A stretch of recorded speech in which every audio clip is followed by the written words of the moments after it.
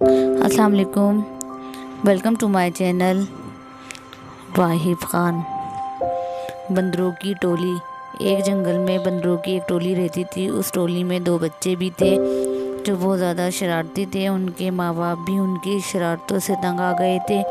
اسی جنگل میں ایک ننھا زراف بھی رہتا تھا۔ وہ بہت ہی سیدھا سادہ اور بھولا بھالا بچہ تھا۔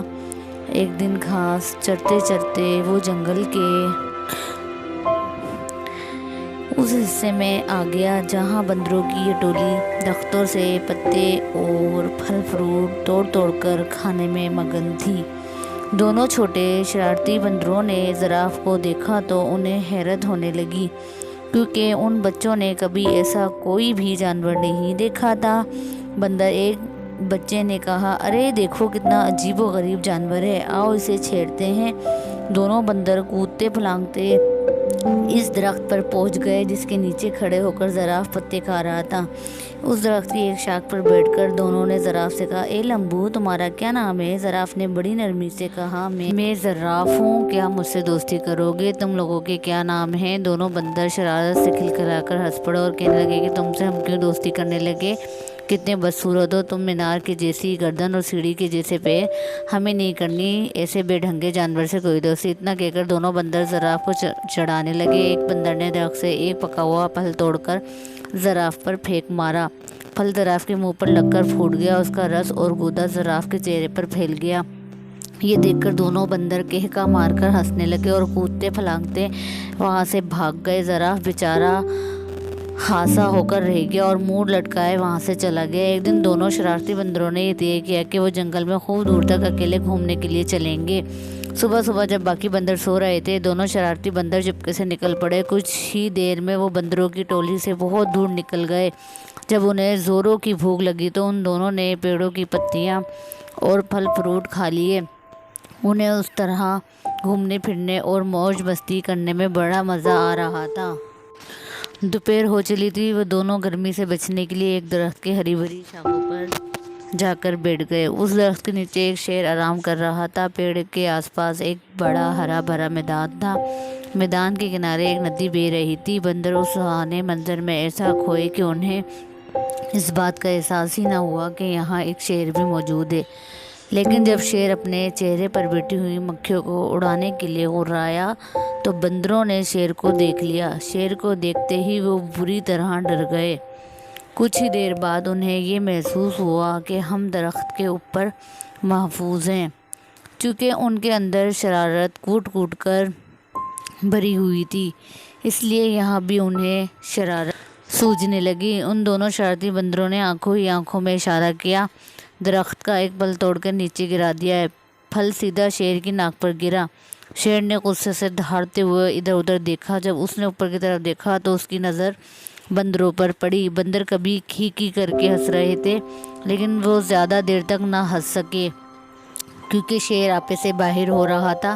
اس نے گرج دار آواز میں دہاڑتے ہوئے کہا، کیا تمہیں معلوم نہیں میں اس جنگل کا راجا ہوں؟ فوراً اس درخت سے نیچے اترو، میں تم دونوں کو کھا کر اس گستاخی کی سزا دوں گا۔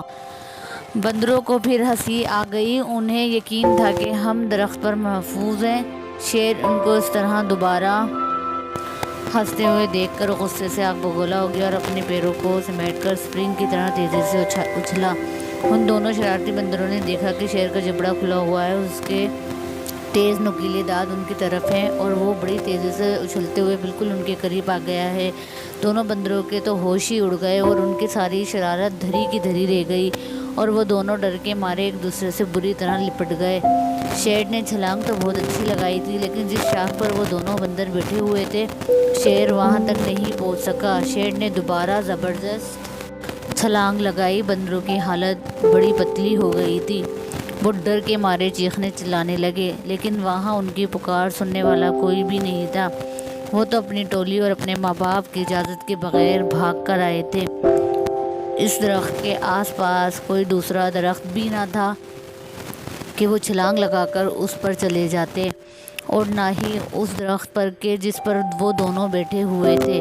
اونچائی کی طرف کوئی مضبوط شاخ تھی جس پر جا کر وہ بیٹھ سکتے۔ یوں سمجھ لیں کہ شرارتی اور نافرمان بندر آج بری طرح پھنس گئے تھے۔ وہ اس حالت میں تھے کہ انہیں کچھ سجائی نہیں دے رہا تھا کہ یکایک ان کے کانوں میں دھیمی سی آواز آئی کہ گھبراؤ مت، میں تم دونوں کو یہاں سے نکال لے جاؤں گا۔ چپکے سے میری گردن کے سہارے میری پیٹھ پر اتر آؤ۔ وہ کیا دیکھتے ہیں کہ ان کے ٹھیک اوپر درخت کے پتوں کے درمیان سے اسی صراف کا سر نکلا ہوا تھا جس کا ان لوگوں نے کچھ دن پہلے خوب مذاق اڑایا تھا۔ بندروں نے ایک دوسرے کو شرمندگی سے دیکھا کہ آج وہی زراف ہماری جان بچانے کے لیے تیار ہے۔ اس زراف کو اس دن کی شرارتوں اور مذاق وغیرہ کا ذرا بھی خیال نہیں ہے۔ دونوں بندروں نے اپنی نگاہیں نیچے کر لیں۔ زراف نے کہا، میرے دوستو جلدی کرو، اگر شیر نے مجھے دیکھ لیا تو وہ ہم تینوں کو کھا جائے گا۔ بندر اب ڈرتے ڈرتے زراف کی گردن پر پھسلتے ہوئے اس کی پیٹھ پر سوار ہو گئے اور زراف انہیں لے ہوئے تیز رفتاری سے وہاں سے کھسک گیا۔ شیر کو پہلے تو پتہ نہیں چل سکا کہ کیا ماجرا ہے، لیکن جب اس نے زراف کی پیٹھ پر سوار ہو کر دونوں بندروں کو بھاگ نکلتے ہوئے دیکھا تو اس نے دھاڑتے ہوئے ان کا پیچھا کیا۔ بندروں نے پیچھا کرتے ہوئے شیر کو دیکھا تو ان کی جان نکلنے لگی اور وہ بری طرح چیخنے چلانے لگے۔ شیر پوری قوت کے ساتھ بندروں کو پکڑنے کے لیے دوڑ لگا رہا تھا اور گرائے جا رہا تھا۔ زراف نے بندروں کو سمجھایا کہ ڈرنے کی کوئی بات نہیں، اب تم دونوں بالکل محفوظ ہو، شیر مجھے کبھی نہیں پکڑ سکتا۔ اور سچ مچ ہوا بھی ایسا کہ زراف نے شیر کو کافی پیچھے چھوڑ دیا۔ ایک محفوظ جگہ پر پہنچ کر زراف رک گیا۔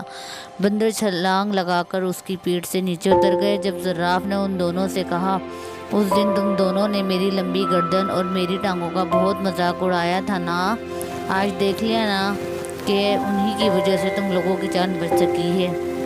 لمبی گردن کی وجہ سے ہی میں تم دونوں کو دور سے دیکھ سکا اور درخت سے تم کو اتار سکا، اور لمبی ٹانگوں کی وجہ سے تیز دوڑ سکا۔ بندر اس پر کیا کہہ سکتے تھے؟ دونوں نے شرم کے مارے اپنی اپنی گردنیں جھکا لیں اور خاموش رہے۔